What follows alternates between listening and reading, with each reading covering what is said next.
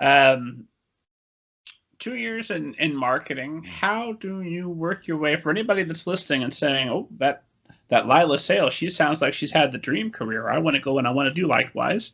How do you get out of marketing into editing? Yeah. So going straight into editorial, like editorial assistant jobs are so highly coveted, and it's really hard to, like, it's hard to get a job in publishing, period, but it is especially hard to get jobs as editorial assistants, and therefore most people who become editorial assistants have some other sort of experience already, whether it's an internship or working in a different part of a publisher, which is what I had done. So yeah, I'd been in marketing for close to 2 years, and through that I knew all of the publishers at Penguin Young Readers. I'd had cause to interact with them at these conferences, or I'd sent them advertisements for their review, or or occasionally would go around to their offices to bring them things or whatever it was. So, they sort of, I was very intimidated by all the publishers, but they knew who I was, and I hope had, a fairly good sense of me as like, oh yes, our young colleague who, gets things done over in marketing. So I found out one of my dearest friends to this day, at the time, she was assistant editor in Viking, and somebody who was at a higher level was leaving because she'd had a baby, and so she could not afford to work and raise her child at the same time. So she was leaving, and my dear friend Kendra was getting promoted.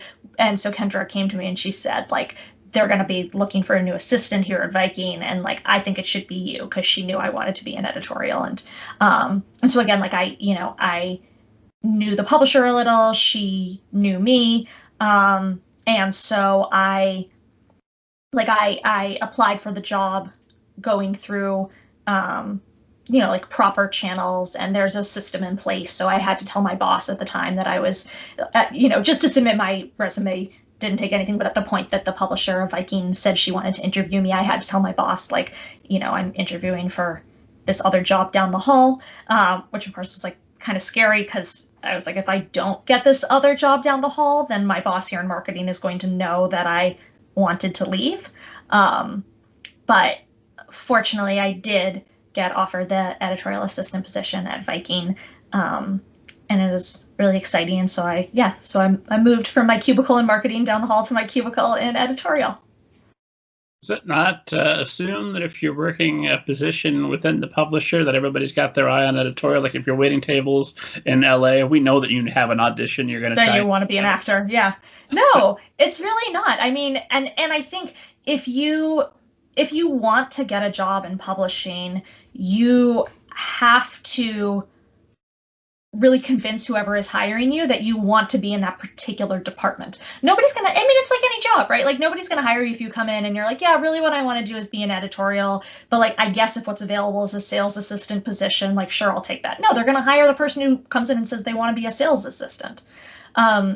So while there are certainly people who work in other departments who deep down want to be in editorial, there are also many people who want to be exactly where they are. And I think some people think they want to be in editorial because they know they want to work in publishing and they don't really know what all the different departments are, but editorial is the one where they know what they do. So it sort of seems like, well, of course, if I want to work in publishing, I want to be an editor, because that's, it wouldn't occur to you to want to be a subsidiary rights manager because you have never heard that term before, probably, Well, once you're there and you see how the subsidiary rights manager shows up in their big, expensive, fancy car every day and is living the dream life, that might change things, right? And I really do. I mean, I genuinely have friends who, who started out as editorial interns, editorial assistants, assistant editors, and then were like, and as they reached the point where they might be acquiring their own books, they were like, it's not for me. And they moved over to a different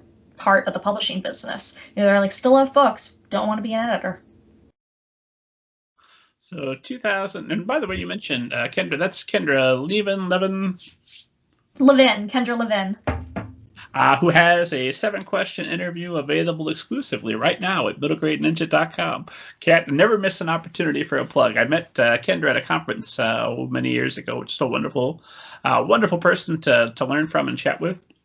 She is the best. She also, while we're plugging Kendra, she wrote a book, which is a guide for writers called The Hero Is You.